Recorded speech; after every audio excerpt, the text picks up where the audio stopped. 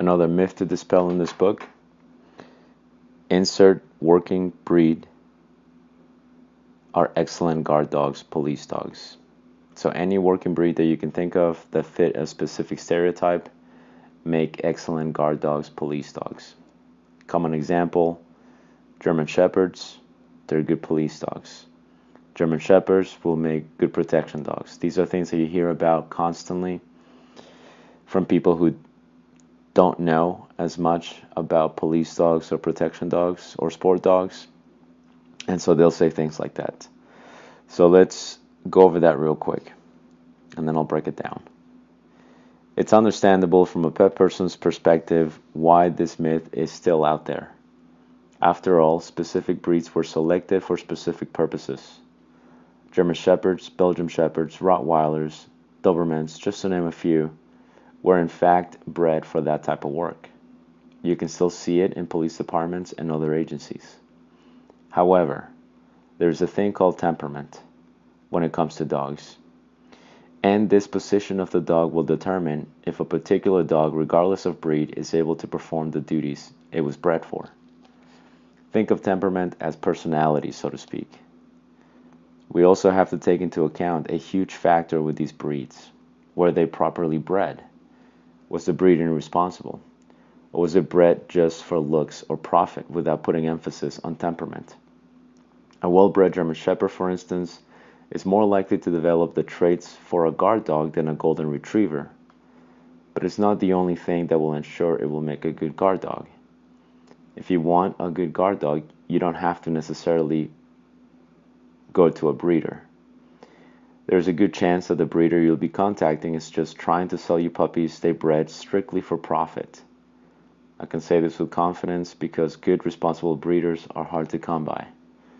You'd be surprised that different dogs or different breeds that don't fit the typical guard dog profile can have the temperament necessary to be guard dogs.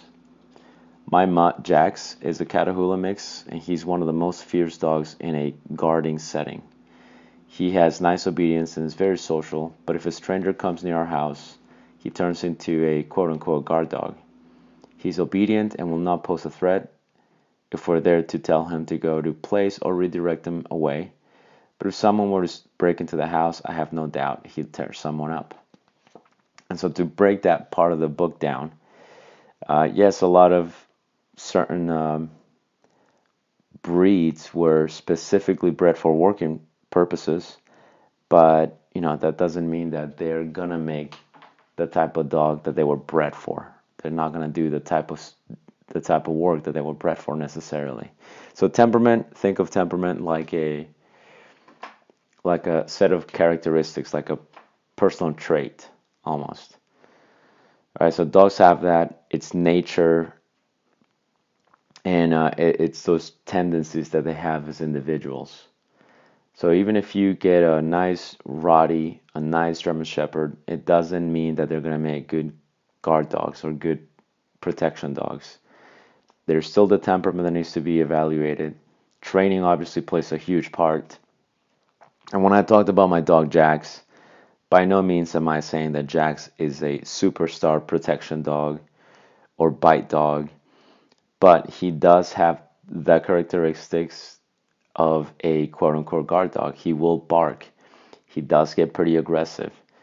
He will definitely bite somebody. I'm not speculating. I know for a fact that he would bite somebody. So he has those traits that some people will consider a good guard dog. Whereas I've seen dogs that were bought and bred for guard dog work, for guard duty, so to speak, for protection work, and they don't do anything. So all that part of the book is pointing at is you have to look ultimately at the temperament of the individual dog, regardless of what they were bred for. Another myth to dispel in this book: insert working breed are excellent guard dogs, police dogs. So any working breed that you can think of that fit a specific stereotype make excellent guard dogs, police dogs. Common example: German Shepherds, they're good police dogs.